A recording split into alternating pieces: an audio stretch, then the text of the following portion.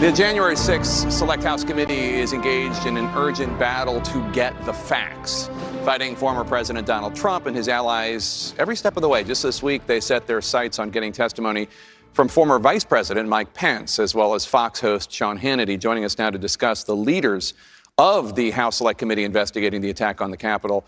Chairman Benny Thompson, he's a Democrat, and Vice Chair Liz Cheney. She is, of course, a Republican. And Vice Chair Cheney, I want to start with you because there was a very memorable moment, or at least an image I saw. Your father, former Vice President Dick Cheney, joined you here at the Capitol. You were the only Republicans I saw in that chamber during the moment of silence.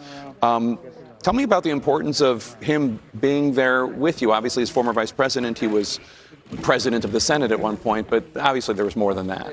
Well, he has such tremendous love for the institution of the House, and obviously it's something that we've shared. And he's also been so troubled watching what's unfolded, certainly watching the attack last year. And he really wanted to be here today. He wanted to be here to pay his respects. He wanted to be here to commemorate the grave nature of what happened, and really to help to remind people of the ongoing threat. Chairman Thompson, you were in the House chamber when the attack took place. How does that experience guide your leadership of the committee? Well, there's no question, Jake, that we have to get it right. Never in my wildest dreams as a member of Congress would I have envisioned our Capitol being under attack for any reason. We're the citadel of democracy. And so that day was very troubling for me. It continues to cause me concern because Liz and I and the other members of the committee, we have to get this work right. It's our democracy that's at risk more than anything else. It's not about Democrat or Republican. And yet you were the only House Republican in the chamber this morning during the moment of silence. I know Congressman Kinzinger would have been there, but he's on baby standby in the Chicago area. He says he would have been there. This has not been easy for you as a Republican, a very conservative Republican, more conservative than all the House Republican leaders, according to voting records. What was the moment, if there was one, when you said, I just have to do what's right, and I don't care about the politics? Well, I think it really, began watching President Trump in the aftermath of the election last year, in 2020, and the extent to which, after he had exhausted all of his legal challenges, he ignored the rulings of the courts and continued beyond December 14th. And of course, because of the work that we're doing on the committee now, we know the extent to which he was working to pressure the Justice Department, to pressure state officials. And then, of course, January 6th itself was a line you just can't cross. And so leading on from that, I think that there's never been a situation where you've had a president engaged in a more serious violation of his oath of office, of his duty to the Constitution. And to me, that's just very clear that the security of the Republic depends upon, as the chairman said, we have to get this right, and we have to put this above politics. But as you note, so many of your colleagues were part of the problem. Not a majority of your colleagues necessarily, well, depending on how you look at the votes or signing on to that amicus brief from Texas. But on January 6th, when Congressman Jim Jordan, Republican of Ohio, who may well go on to become the next chairman of the House Judiciary Committee, maybe even speaker someday, he tried to help you to safety, not that you needed it, but you smacked his hand away and you said, quote, "Get away from me, you effing did this," except you didn't say F. Some of your fellow Republicans are out there, probably right now on a certain other channel, saying this was no big deal, we're making too big a deal out of this. Ted Cruz said that this special tonight, it was just political theater. What do you say to them? I say that's how democracies die. That if you have members of political parties who ignore an attack, we've never before been in a situation where the president himself provoked a violent assault on this Capitol building. And when you sit here in Statuary Hall tonight and you realize the history of this place and you realize how sacred this place is, any American who would enable or look the other way or dismiss what happened or refuse to do their duty to get to the bottom of it, I think is failing to live up to their oath of office and to their duties as a citizen of this great nation. Chairman Thompson, the Justice Department has charged more than 700 of the insurrectionists with various crimes. 30 have been sentenced, I believe, to prison. There are a lot of people in your party, Congressman Gallego, for example, who was just here moments ago, who think the Justice Department is not doing enough, not moving quickly enough, and none of the organizers have been charged. None of the people that organized the buses and the planes of people coming here to do what ended up happening. What do you say to that? Well, I would say part of our investigation, we're looking into the organizers, the financiers, as well as some of the security people around January 6th. That's part of our body of work. We are not coordinating what we do with the Justice Department. It's two independent investigations. But Jake, the real dilemma is this insurrection played out in full view. It wasn't like someone doing a movie or telling you a story about their experiences. The majority of people in this country saw January 6th for themselves. They saw people fighting law enforcement. They saw windows being broken. This is not who we are as a country. I'm from a part of the United States where my government helped people who look like me register to vote and run for office.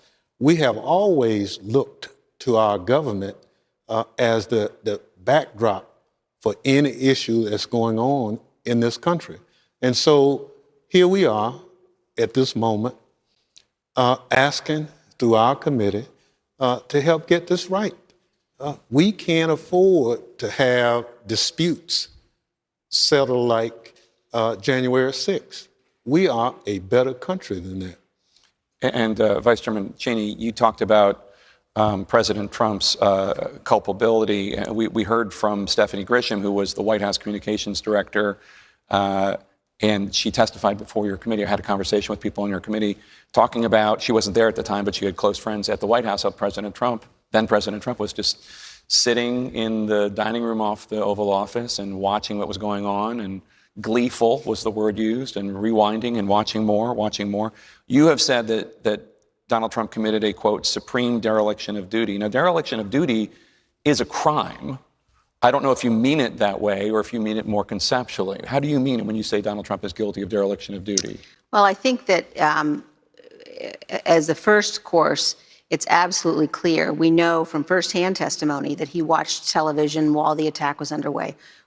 He watched the attack happen on television. We know that he did not walk the very few steps to the White House briefing room, get on camera immediately, and tell the people to stop and go home. As people were begging him to do, including Ivanka Trump. Right. So, the President of the United States is responsible for ensuring that the laws are faithfully executed. He's responsible for the security of other branches. So for a president to, through either his action or his inaction, for example, attempt to impede or obstruct the counting of electoral votes, which is an official proceeding of Congress, the committee is looking at that, looking at whether what he did constitutes that kind of a crime. But certainly it's dereliction of duty. I mean, imagine, Jake, if President Eisenhower had summoned a mob to Washington and told them to march on the Supreme Court when they were hearing arguments in Brown v. Board of Education. And then imagine if he sat and watched them invade the Supreme Court and didn't do anything to stop it. We couldn't imagine that an honorable man like Dwight Eisenhower would do something like that. Yet that's almost exactly what Donald Trump did. And I think it's important for the American people to understand how serious that is and for us to get to the bottom of it. Chairman Thompson, you've been investigating this now for several months. I know you're not going to get ahead of your interim report and then your final report, but some people think this was a spontaneous event. Some people say it was planned, strategized, a conspiracy to create what happened. At this point, can you say whether it was one, the other, or both? Well, I can say that our report will be accurate. I can tell you that the facts we'll be able to substantiate. I can tell you that the body of work will be thorough and that the public will have an opportunity to review it. We won't take sides. We'll do it. The facts and circumstances around January 6th, we'll look at it. But we have to make some recommendations, too, to make sure that something like January 6th never, ever happen again. This was traumatic. I'm troubled by the fact that a year later, some of my colleagues here in Washington given this notion that somehow this really wasn't a big deal. And I just said, look at the film for yourself. People climbing walls, people trying to find the vice president and hang him, people trying to find Speaker Pelosi and kill her, and gallows being erected on the lawn of the United States Capitol. This is not who we are. And so, as someone who takes democracy very serious, I want to get it right. Every other member of the committee wants to get it right. And I assure you, our report will do just that. Congresswoman Cheney, you just mentioned Dwight Eisenhower, who, in my opinion, is one of the greatest presidents we've ever had. This is not Eisenhower's Republican Party anymore. This isn't Liz Cheney's Republican Party anymore. What happened? Well, We're certainly in a very dangerous place as a party. I think that right now we have a cult of personality. We have too many people in the party who've decided to embrace the former president. And look, you know, the chairman and I are on very different ends of the political spectrum. And there are many things on which we don't agree. But we both agree that you have to have healthy political parties in this country so we can engage in that debate on those issues. And right now, my party is not embracing truth, is not embracing substance and seriousness. And I think both of our parties need to be focused on electing serious people to office. And, you know, people like Dwight Eisenhower, people who take their oath seriously and their obligations seriously and will engage in a way that reflects that's worthy of this nation. And Chairman Thompson, from the committee's work this week, we've learned a lot of things, including firsthand testimony about Donald Trump, what he was doing that day, about Ivanka Trump reaching out, trying to get her father to call off the mob, about Sean Hannity from Fox texting and other Fox people texting, basically saying to the White House Chief of Staff, Mark Meadows, you know, please get him to try to stop the crowd the mob from doing this. What else are we learning, and who else do you need to talk to? Well, quite a few people. I can tell you that we are learning that individuals conspire to change the outcome of the election. And that's very concerning, that they use assets of the federal government to try to promote the big lie, that they intimidated state officials toward the big lie. And so, again, we have to tell that story. We'll be able to document it. And I'm concerned that even the replacement of certain people to accomplish the big lie was under consideration. Again, we're a better country. And so the vice chair and I have joined together to make sure that democracy stands in this country.